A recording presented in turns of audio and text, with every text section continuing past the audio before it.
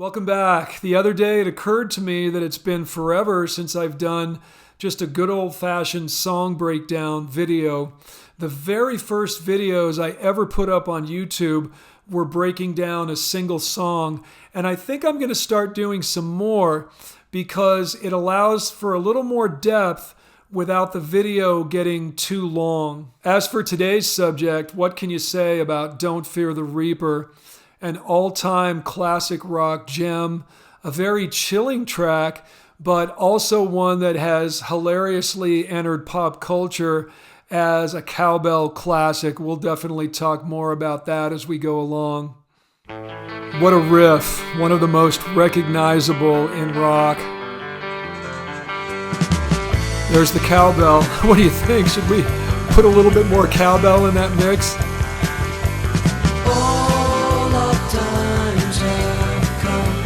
I love those ghostly Hammond organ notes that come in between the lines. So let's break down that riff. This tune uses a classic minor progression that seems to lend itself to great rock and roll tunes. It's 1 flat 7 flat 6. Here we're in A minor, so that's A minor, G, and F. But lead guitarist Donald Rozier, of course normally known by his stage moniker Buck Dharma, arpeggiates the chords.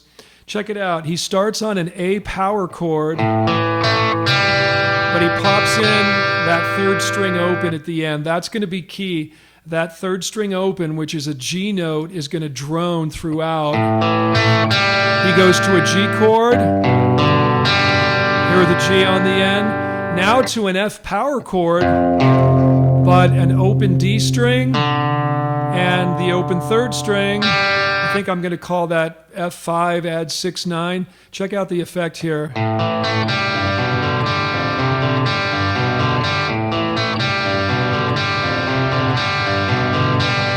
Okay, so as I alluded to earlier, for any of you who may live under a rock, we've got to talk about the more cowbell phenomenon. In April of 2000, Saturday Night Live ran a sketch in which a band, supposedly Blue Oyster Cult, is in the recording studio recording Don't Fear the Reaper. Christopher Walken plays a famous record producer, and Will Ferrell plays a fictional cowbell player named Gene Frankel. The band runs through their first take of the song, and there's Frankel banging ridiculously loudly on the cowbell, which freaks out the rest of the group. But here comes Walken from the control room. By the way, his character's name is Bruce Dickinson, to say that he needs even more cowbell, at one point saying, "I've got a fever and the only prescription is more cowbell." I could have used a little more cowbell. So, let's take it again. And Gene. Yeah. Really explore the studio space this time. You got it, Bruce. I mean, really. Yeah. 1, 2, 3, 4.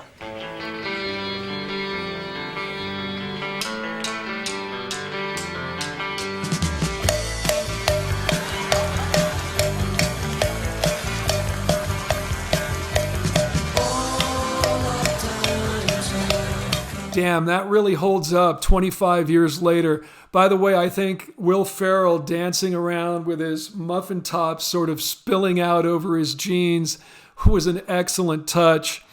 Now, Buck Dharma, who also wrote the song, has been quoted as saying he loves the sketch and never gets tired of it, but he also did lament the fact that it made the song lose a bit of its creepy vibe, and I do think that's true.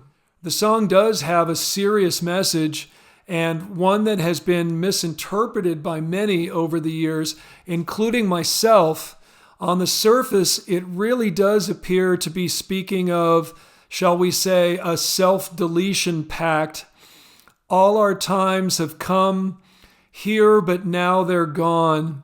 Seasons don't fear the reaper, nor do the wind, the sun, or the rain. We can be like they are. Come on, baby, don't fear the reaper. Baby, take my hand, we'll be able to fly.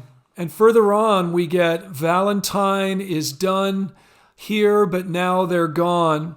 I suppose that could be a reference to Saint Valentine, who was martyred by the Roman emperor for refusing to renounce his Christian faith. And then we get Romeo and Juliet. Romeo and Juliet are together in eternity. 40,000 men and women every day. Apparently that was Dharma's estimate of how many people passed on every day in 1976. 40,000 men and women every day redefine happiness. Another 40,000 coming every day. We can be like they are. Meanwhile, here's a quote from Dharma himself about the meaning of those lyrics. I was actually kind of appalled when I first realized that some people were seeing it as an advertisement for suicide or something that was not my intention at all.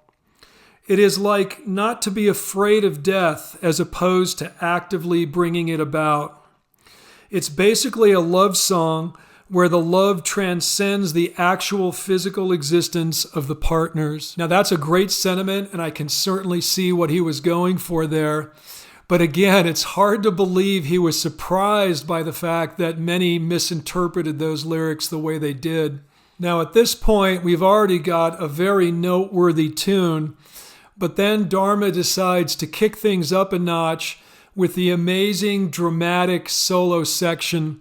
The entire band pauses on a moody A minor chord, and then a lone guitar enters, playing two arpeggios, F minor and G seventh.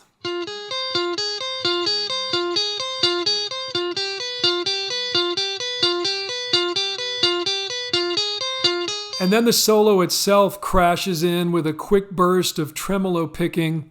It's got a very Spanish feel. I think it's primarily G Phrygian dominant, although there is a bit of modal interchange involved. For example, there's an E natural note that appears, which would not be found in that particular mode.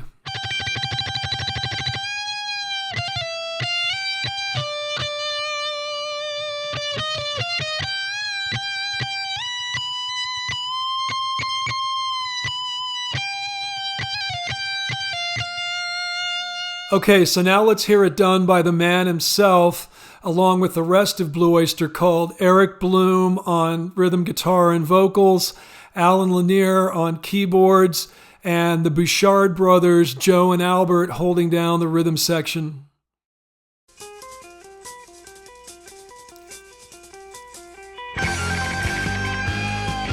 Listen to the rhythm guitar playing those arpeggiated chords below. That's the F minor, G7.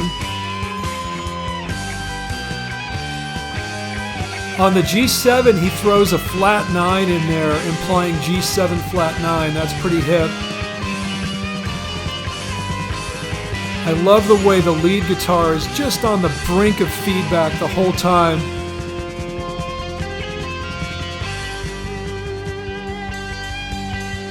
And then it crosses the line. And this is amazing, the eternal feedback note right here. It goes on forever as we return to the original riff.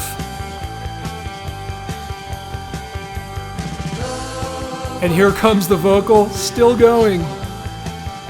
Incidentally, Dharma's inspiration for writing this tune came when he was diagnosed with a heart condition at a very young age and began to wonder if he might be facing an early death. Thankfully, he is still with us, alive and kicking at 77, so that was definitely not the case. Don't Fear the Reaper was BOC's highest charting single, reaching number 12 on Billboard and number 7 on Cashbox. Unfortunately, the single version was an edit. They hacked out that entire killer solo section. That's what they always do, isn't it? But so many bands felt pressured to do that back in the day.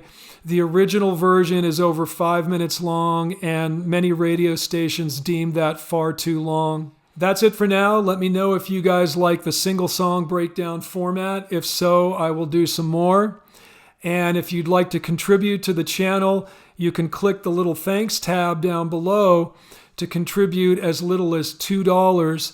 And of course, there's also the usual Buy Me a Coffee, PayPal, Venmo, and Zelle as well. Thanks again. Talk soon.